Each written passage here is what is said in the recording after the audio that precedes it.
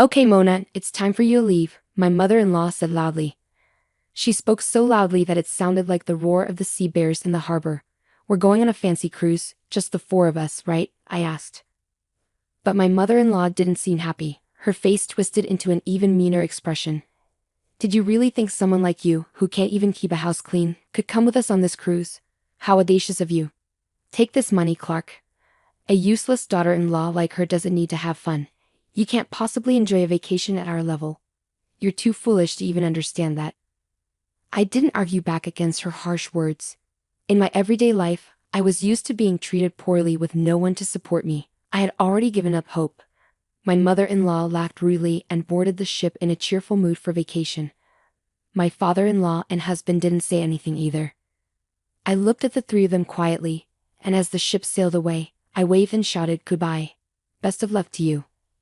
My mother-in-law started yelling back at me, but I ignored her. You're about to go on a trip I've planned for you, she said. Well, it's the best trip for me, at least. Enjoy the surprise revenge I have in store for you. You'll find out the details when you get there. My name is Mona, and I'm a 38-year-old homemaker. I work as a clerk at a medium-sized company. I've been married to Andrew for 7 years.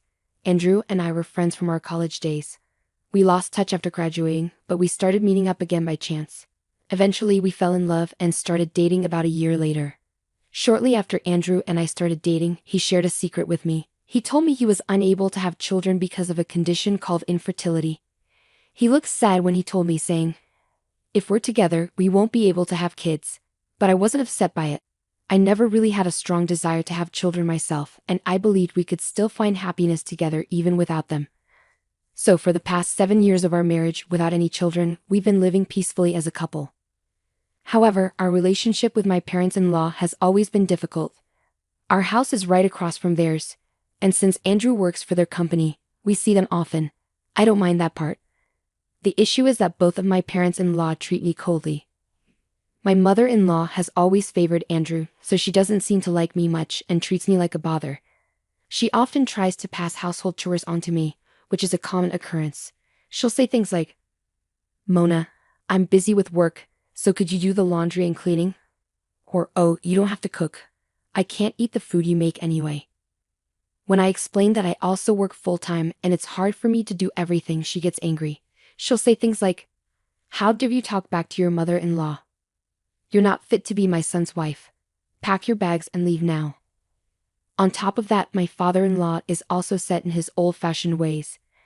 He often says things like, "Mona, when are you going to stop working? You're getting older, so you should have a child soon." Or he'll criticize my education, saying, "What kind of schooling did you even get?" In any case, times have changed. You can have a happy home without children. But that's not the real issue. If I hear more of that talk, I'll call your company tomorrow and demand you quit your job to have a child. Dealing with my in-laws is tough because they're so set in their traditional views. I try to respond politely, but they often respond with even more criticism, so sometimes I just ignore them. Andrew acts like he's unaware of their behavior. He's gentle and avoids conflict, but that's not always helpful. He worries about upsetting his parents, so he sometimes ignores their behavior or even agrees with them to keep the peace. I hate to admit it, but a big reason we haven't had children is because of Andrew's infertility. He asked me not to tell his parents, so I kept it to myself. But it hurts that he doesn't stand up for me when they criticize me. Despite all this, I still love Andrew. He's a good husband who even cooks dinner for me. When I come home late from work, it means we can go out and enjoy ourselves on weekends. Both of us love traveling and have explored many places during our 7 years of marriage. One day, my husband handed me a brochure. "Mona, wouldn't it be amazing to go on a luxury cruise ship? I've never been on one before, only on a ferry." That sounds like so much fun, but we don't have that kind of money right now. Well, let's plan for 2 years from now. We'll save up and work together until then. That sounds like a good idea. We should be able to save enough money in 2 years. Okay, let's do it. So we started focusing on saving money. We avoided unnecessary purchases and did our best to save every penny. Then, 6 months before the trip, my mother-in-law unexpectedly showed up at our house as usual.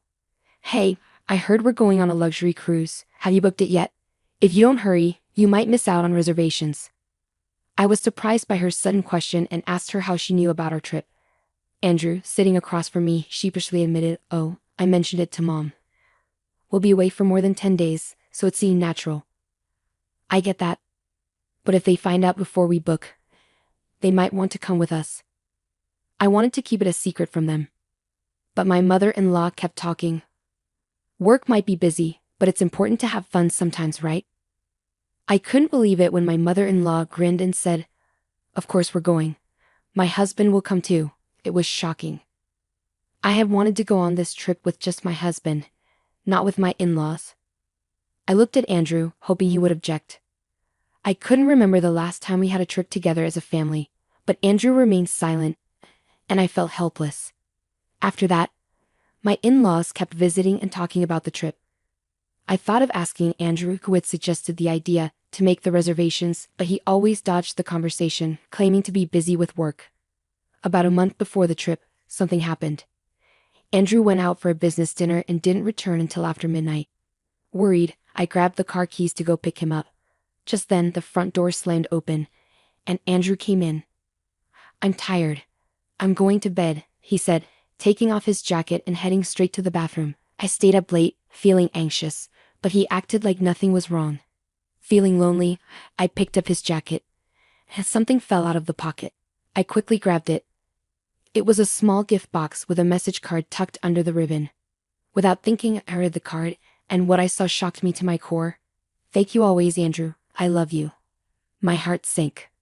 As questions swirled in my mind, I couldn't shake off the uncertainty. Who had Andrew been meeting with last night? And who had given him this gift? What did that message really mean? Unable to sleep, I spent the night tossing and turning in the living room. The next morning, Andrew woke up nonchalantly with a big yawn. I confronted him with the gift box and message card. "What's this? Where were you yesterday? It wasn't just a business meeting, was it?" Andrew's eyes widened in surprise. "No, it wasn't like that. It's just that, thanks for helping her with work." "I see. It's quite a passionate thank you saying, 'I love you,'" I remarked. Andrew began stammering and repeating himself, trying to explain. "No, it's not like that. It's just..." Feeling frustrated with the situation, I decided to leave and go to work. Despite feeling uneasy, I managed to focus and finish my tasks by lunchtime. When I checked my phone, I saw numerous missed calls from my in-laws. Feeling annoyed, I hesitantly answered when my mother-in-law called again. "Hey, Mona. I heard you suspect Andrew of cheating on you. Our child would never do such a thing, you know. Even if he did, that's just a man's instinct." Excuse me," my mother-in-law said forcefully before my father-in-law took the phone. "That's right. If anything, it's your fault for doing something to make him cheat on you in the first place. Andrew only cheats because you don't have children and are always working. When you get home, make sure you apologize to my son. Got it?" My father-in-law said, spewing accusations before abruptly hanging up the phone. I'd had enough. My in-laws were painting me as the villain, and my husband, who didn't defend me, even sided with them. After enduring it all for so long, I finally decided to put my plan into action. Then came the day of our departure for the luxurious cruise. My in-laws and Andrew happily got into the car, ready for the trip. I would drive separately to the port and join them there. Inside, I felt a thrill of excitement. "It's going to be a fantastic trip," I said, holding back a laugh as I drove towards the port. But when we arrived, I was surprised to find the port quiet and deserted. I unloaded everyone's luggage and made my way towards the pier, breathing in the scent of the sea. Andrew seemed carefree and playful. Then, just as I was about to board, my mother-in-law approached me with a big smile on her face. "Thanks for booking the trip, Mona. We'll see you in 2 weeks. Don't forget to pick us up." Confused, I asked, "What do you mean? Aren't we all going on this trip together?" My mother-in-law sneered and made a nasty face. "Oh, a daughter-in-law is just a stranger to us. Don't you understand? As long as you pay up, we're fine." I stayed silent. Meanwhile, my father-in-law and husband were happily browsing through travel magazines. Andrew noticed my expression, shrugged, and shamelessly remarked, "Seems like it's true. By the way, I haven't seen any luxury cruise ship around. Where is it?" My mother-in-law looked around suspiciously, noticing the lack of other passengers. "Did you get the right location, Mona?" Don't worry, just enjoy yourselves from here, I said as I watched them board the boat. Is this really the right ship? My father-in-law muttered, eyeing the small boat in front of him. It's just a smaller boat to transfer you to the luxury cruise ship. It's a safety precaution, I reassured them. Don't worry, get on board quickly. I urged them onto the small boat with their luggage. Take care, I called to the boatmen as they set off. Goodbye. Best of luck to you. With a big smile, I waved goodbye to them. I thought I heard my mother-in-law shouting something, but I ignored it. Once they disappeared from view, I gathered my things and headed back to the car, hoping for a fun trip ahead. Later, when I returned home, I gathered all the belongings I had before getting married, clothes, appliances, and furniture, and placed them in one spot. Just as I finished, my phone rang. It was my mother-in-law. How dare you trick us? There's no luxury cruise ship. Where are we? She shouted.